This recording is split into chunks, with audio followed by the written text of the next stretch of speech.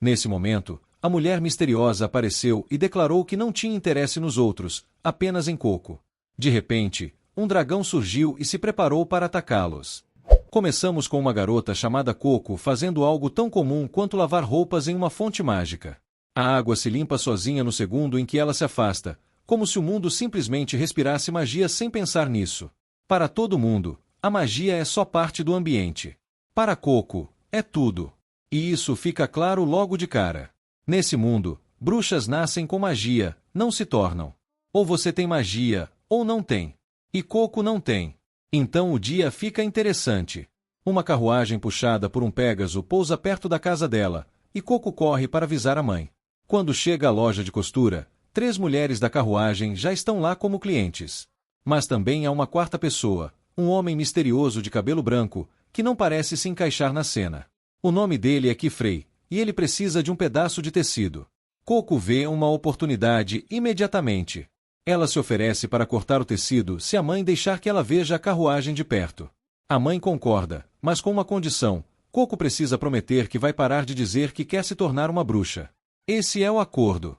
Coco aceita. Enquanto corta o tecido, Kifrey observa seu trabalho e diz que a precisão dela é quase mágica. Coco discorda, com delicadeza, mas firmeza. Para ela, magia não é só uma habilidade. É algo grandioso, extraordinário, digno de todo o amor que ela sente por isso. Kifrey percebe o quanto isso é importante para ela e pergunta por que ela ama tanto a magia. E aí vemos o passado dela. Quando era mais nova, Coco encontrou uma bruxa mascarada que lhe deu 2 coisas, um livro e uma varinha. Esse encontro mudou tudo. Ela ficou obcecada, desesperada para aprender e fazer parte daquele mundo. Mas a mãe dela cortou isso pela raiz. Sem magia no sangue, sem magia no futuro. Fim da história, ou pelo menos parecia. Antes que a conversa avance, um barulho interrompe tudo. 2 garotos da vila quebraram parte da carruagem. As mulheres mal têm tempo de reagir antes de Kifrey intervir, revelar que é um bruxo e se oferecer para consertar. Ele coloca seu chapéu, bruxos não podem usar magia sem ele, e pede para usar a oficina.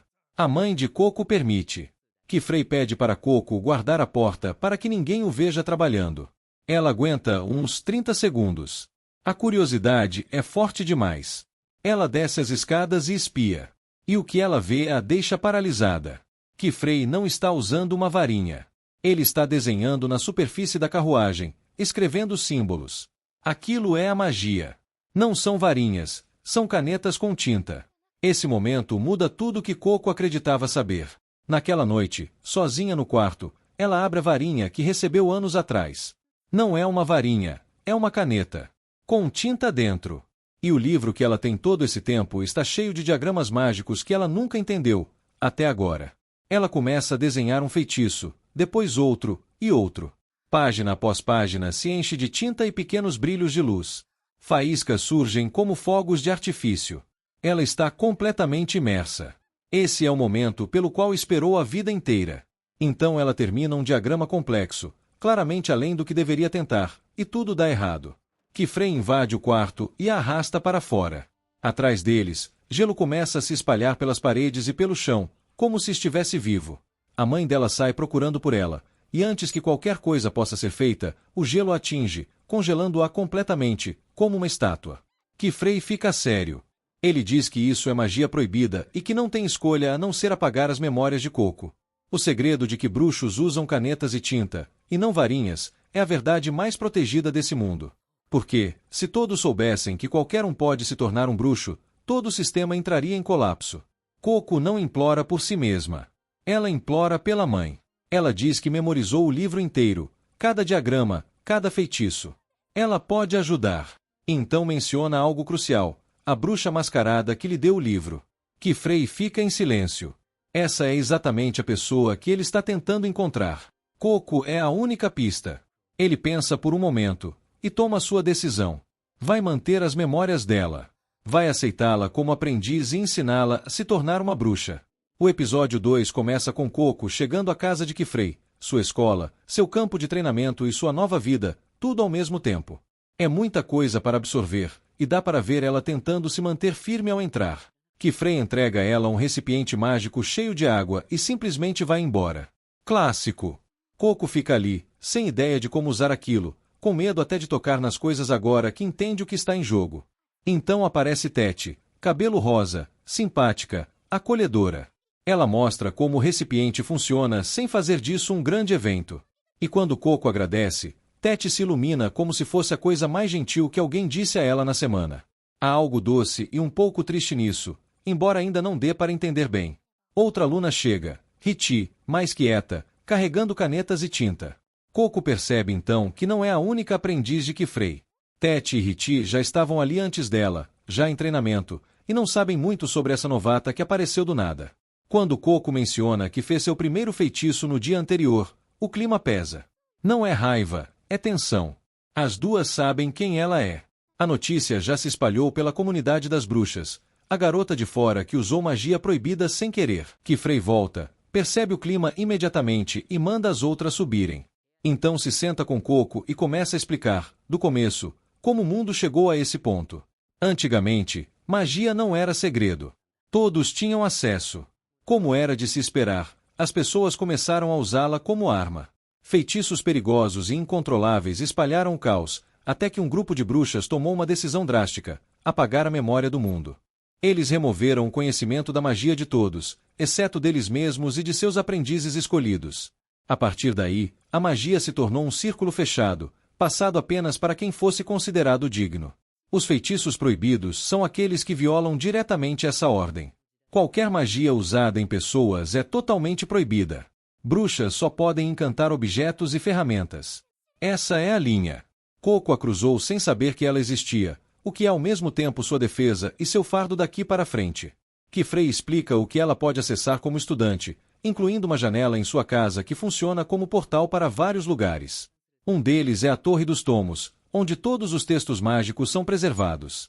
É lá que ela pode encontrar respostas sobre a condição de sua mãe. Mas ainda não.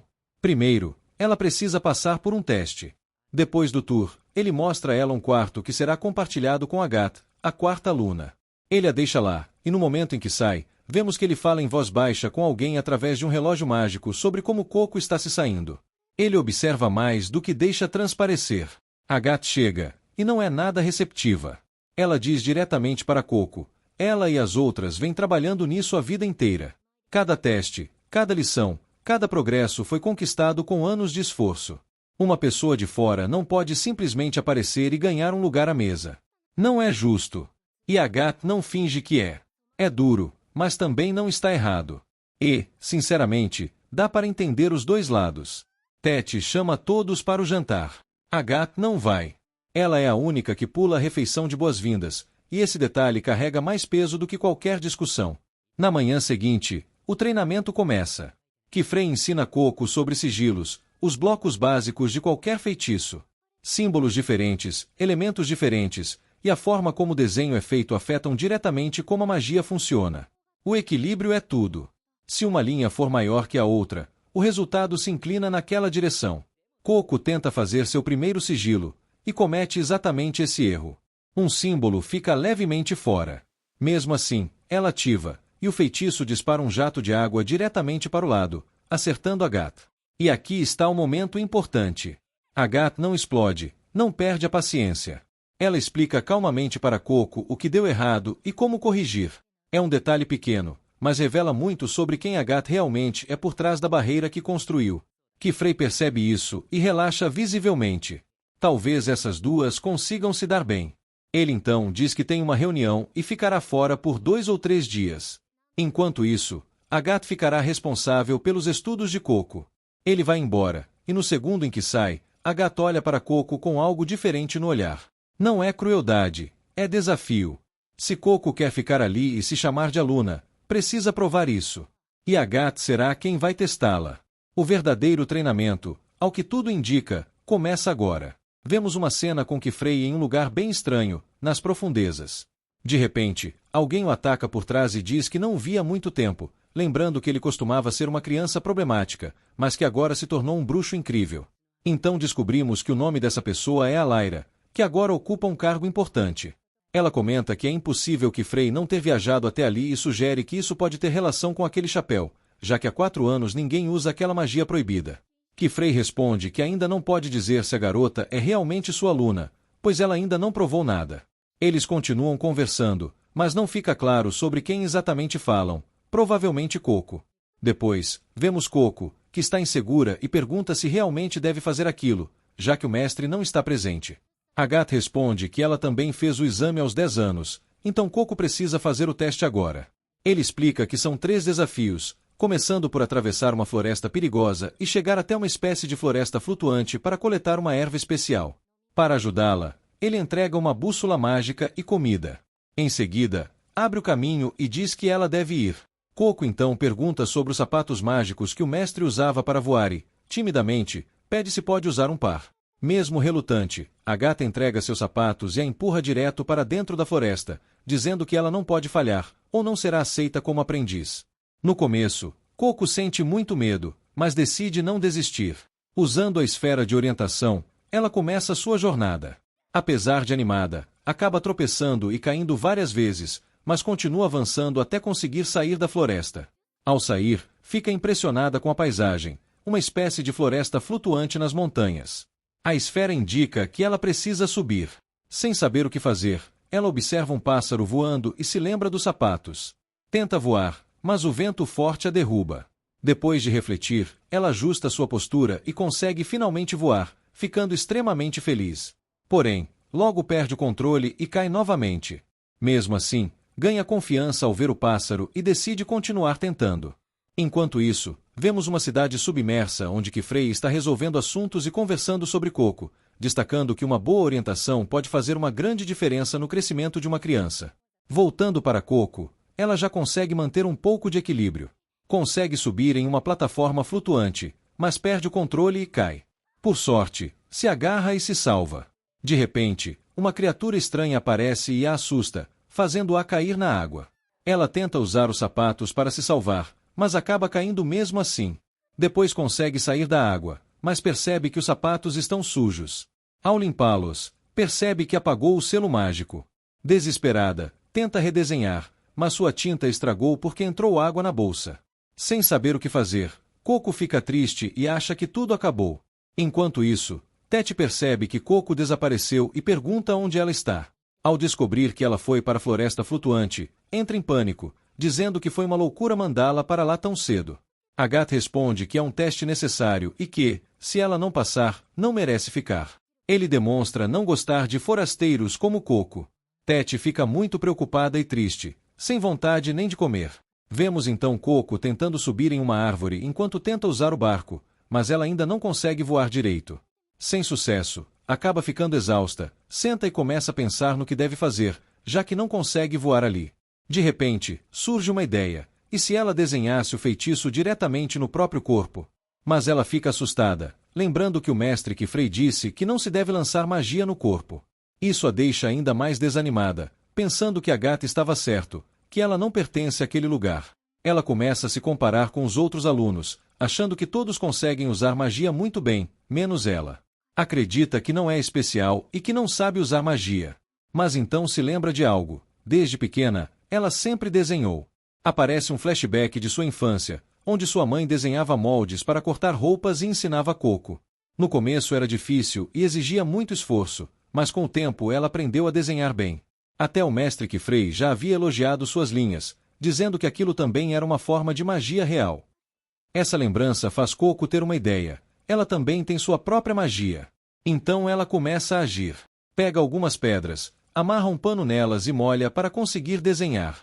Em seguida, estende um grande tecido e começa a desenhar nele.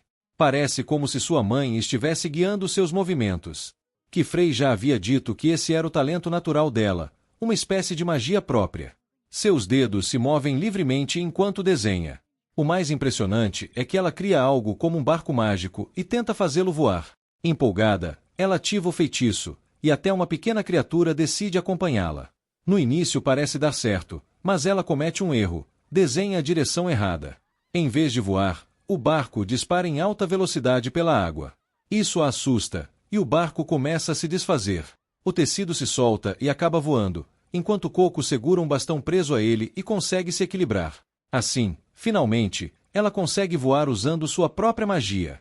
Ela fica extremamente feliz e emocionada, lembrando de sua mãe. Percebe que, sem ela, talvez nunca tivesse conseguido usar aquele feitiço. Agora voando com mais controle, seu próximo objetivo é coletar as flores. Coco chega até as flores, mas não consegue pegá-las facilmente. Tenta várias vezes, quase colide com a floresta flutuante, mas consegue se equilibrar e continuar. Enquanto voa, ela se emociona novamente ao lembrar da mãe, dizendo para esperar por ela. Finalmente, consegue coletar as flores. Depois disso, vemos que Frey, que ao descobrir onde Coco está, entra em pânico, dizendo que é um lugar muito perigoso e que precisa salvá-la. Tete alerta que, se ele fizer isso, Coco falhará no teste. Que Frey responde que ainda não era o momento dela fazer esse teste, que ela ainda não dominava a magia e que ele não pode perdê-la. Mesmo assim, ele abre o portal para ir até lá. Mas, nesse momento, Coco já retorna com a flor em mãos. Coco então entrega a flor da coroa para Agathe, dizendo que finalmente passou no teste. Agathe não responde nada e simplesmente vai embora, deixando Coco confusa. Que Frey então a repreende, dizendo que ela não deveria ter feito algo tão perigoso sem estar preparada. Coco pede desculpas, triste. Mas logo depois ele também a elogia, dizendo que ela fez um ótimo trabalho. Então ele entrega algo para ela, seu uniforme mágico. Coco fica surpresa e muito feliz. Ao vestir, ela fica incrível. Que Frey explica que o uniforme e o chapéu são muito importantes para um bruxo, e ela promete cuidar bem deles. Logo depois, Coco sente muita fome, e Tete a leva para comer. Por fim, vemos um homem misterioso na floresta flutuante dizendo que a semente germinou. Em seguida, vemos Kifrey ensinando Coco sobre magia. Ele explica que, embora existam muitos tipos de magia, há 4 considerados fundamentais e essenciais para toda bruxa dominar: água, fogo, terra e vento. Depois disso, pediu para Coco tentar usá-los. Ela começou a praticar e tentou magia de fogo, mas falhou em controlá-la corretamente, fazendo com que seu papel pegasse fogo. Assustada, ela entrou em pânico, mas Tete correu rapidamente e jogou um balde cheio de água nela, deixando-a completamente encharcada enquanto perguntava se estava tudo bem. Coco agradeceu, e Tete a tranquilizou dizendo que não era nada, pois não deixaria que ela se machucasse. Nesse momento, Kifrey chegou com uma toalha e explicou que a magia de fogo pode ser perigosa se não for usada com cuidado. Ele enfatizou que o uso incorreto de símbolos e o desequilíbrio de tamanho podem fazer o feitiço sair do controle, aconselhando Coco a ter mais cautela. Enquanto isso, Tete demonstrou sua habilidade de flutuar no ar e comentou que Coco já deveria saber usar esse tipo de magia, já que conseguiu voltar da área proibida. Coco admitiu que conseguiu, mas explicou em detalhes o quão difícil foi. Mais tarde, Coco expressou frustração, dizendo que, não importa o quanto tentasse, não conseguia desenhar feitiços corretamente. Ela também mencionou que ainda não havia devolvido os sapatos de Agathe, pois estavam danificados e queria consertá-los antes.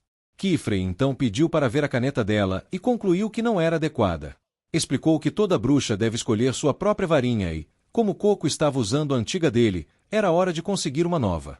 Ele sugeriu que fossem a uma loja mágica de artigos de papelaria.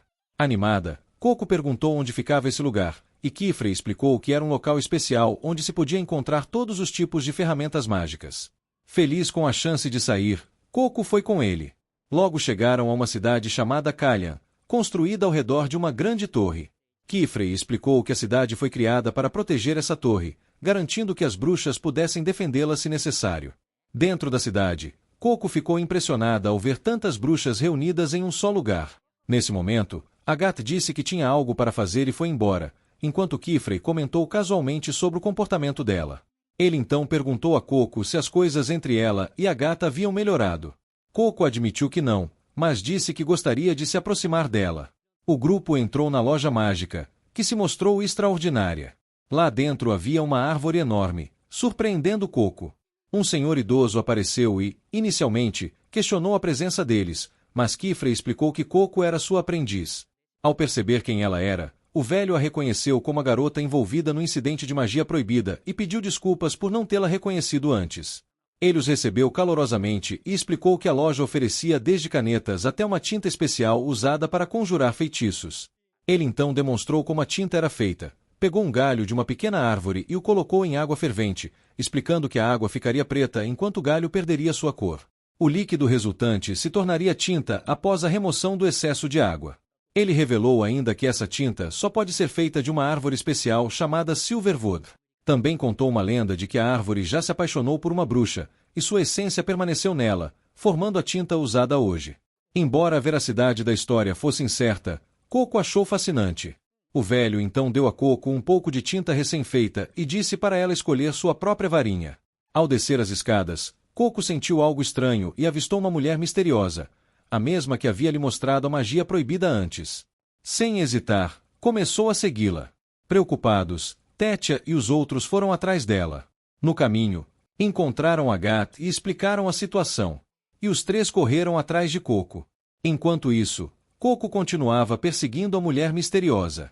De repente, foram transportados para um lugar completamente diferente, com um ambiente estranho feito de mármore incomum. Tétia voou para observar a área, mas ao ver o que havia à frente, ficou visivelmente abalada e pediu que todos saíssem dali imediatamente. Nesse momento, a mulher misteriosa apareceu e declarou que não tinha interesse nos outros, apenas em Coco. De repente, um dragão surgiu e se preparou para atacá-los. A cena então voltou para Kifrey, que percebeu que suas aprendizes haviam desaparecido. Enquanto falava com o lojista, uma criança informou que Coco havia seguido uma bruxa mascarada. Kifrey imediatamente percebeu que era a mesma pessoa que havia dado a Coco o livro proibido e começou a procurá-la sem demora. Enquanto isso, Coco e as outras tentavam escapar. Agatha instruiu que mantivessem contato visual com a ameaça enquanto recuavam lentamente, correndo quando possível. Correndo quando possível. Elas seguiram o plano e conseguiram se afastar um pouco, mas acabaram presas em um beco sem saída. O medo começou a dominar, especialmente Tétia, que entrou em pânico dizendo que poderiam morrer. Agatha tentou acalmá-la, garantindo que encontrariam uma saída. Para distrair a criatura, Tétia usou magia para animar suas roupas, fazendo-as flutuar e criando a ilusão de que estavam escapando para cima. Coco ficou impressionada com a habilidade dela e se perguntou como poderia ajudar. Nesse momento, Coco notou um círculo estranho na parede e tentou avisar Agatha, mas ela estava desenhando um feitiço, e Coco acabou atrapalhando sem querer. Irritada, Agatha descontou nela, culpando-a pela situação e chamando-a de descuidada. Outra garota interveio, dizendo que Agatha havia exagerado. Eventualmente, conseguiram criar uma rota de fuga por um túnel. Tétia tranquilizou Coco, dizendo para não levar as palavras de Agatha a sério e a incentivou a continuar. Enquanto isso, Kifrey continuava procurando desesperadamente, perguntando a todos sobre o paradeiro delas. Uma criatura finalmente apontou a direção correta, e ele seguiu sem hesitar, prometendo alcançá-las e garantir sua segurança. E esse foi o resumo de hoje. Se eu pulei alguma cena importante ou se você notou um detalhe que só um verdadeiro otaku percebe, comenta aqui embaixo. Agora faz o ritual sagrado do YouTube, deixa o like, se inscreve no canal e ativa o sininho, porque isso dá mais poder pro canal do que protagonismo de personagem principal. Valeu por assistir e até o próximo recap.